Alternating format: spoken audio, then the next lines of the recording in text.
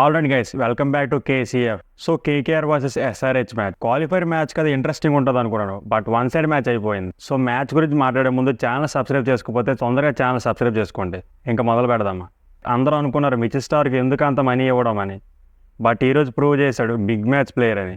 So Mitchell స్టార్కి important మ్యాచ్లో బాగా perform చేస్తాడు. మరొకసారి ఇది ప్రూవ్ చేస్తాడు ఇది బెస్ట్ ఇన్ ది వరల్డ్ అని. అండ్ దాని తర్వాత వరుణ్ చక్రవర్తి బౌలింగ్ అయితే హైలైట్గా ఉంది.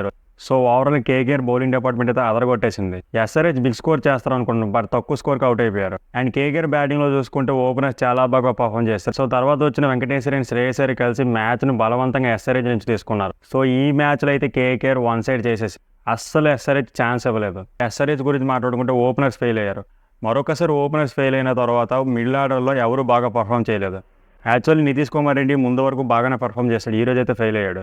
సో మెచ్చుకోవాల్సింది రాహుల్ త్రిపాఠిని. మిడిల్ ఆర్డర్లో చాలా బాగా బిల్డ్ చేశాడు ఇన్నింగ్స్ని. క్లాసెన్ కూడా మంచి సపోర్ట్ ఇచ్చాడు త్రిపాఠికి. బట్ క్లాసెన్ అవుట్ అయిన తర్వాత అబ్దుల్ సమద్ ఇచ్చాడు. సో చిన్న మిస్ కోఆర్డినేషన్ వల్ల రాహుల్ త్రిపాఠి రన్అట్ అయ్యాడు, లేదంటే ఎస్ఆర్హెచ్ బిగ్ స్కోర్ చేసి ఉండేది. త్రిపాఠి అవుట్ అయిన తర్వాత ఎస్ఆర్హెచ్ ఫుల్గా కొలాప్స్ అయిపోయింది. అండ్ ఎస్ఆర్హెచ్ బ్యాటింగ్లో ఫెయిల్ అయింది. అండ్ బౌలర్స్ కూడా అంత ఎఫెక్టివ్ కనిపించలేదు, మేబీ తక్కువ టార్గెట్ వల్లనేమో. అండ్ శ్రేయస్ అయ్యర్ కూడా చాలా క్యాచ్ ఇచ్చారు మధ్యలో, బట్ తీసుకోలేకపోయారు. ఎస్ఆర్హెచ్ క్వాలిఫై టు ఇదే పర్ఫార్మెన్స్ కానీ చేస్తే ఖచ్చితంగా ఫైనల్స్ మాత్రం వెళ్ళదు.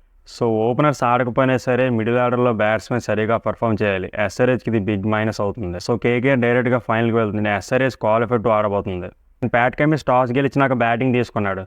యాక్చువల్లీ కేకేఆర్ అగేన్స్ట్గా బ్యాటింగ్ తీసుకున్న బౌలింగ్ తీసుకున్న ఒకటే, ఎందుకంటే స్ట్రాంగ్ బ్యాటింగ్ లైనప్ ఉంది కేకేఆర్కు. సో 160 రన్స్ అంటే సరిపోవు. సో ఈజీగా కేకేఆర్ ప్లేయర్స్ టార్గెట్ని చేసేసారు. సో గైస్, వీడియోని లైక్ చేయండి, సబ్స్క్రైబ్ చేసుకోండి. Thank you everyone.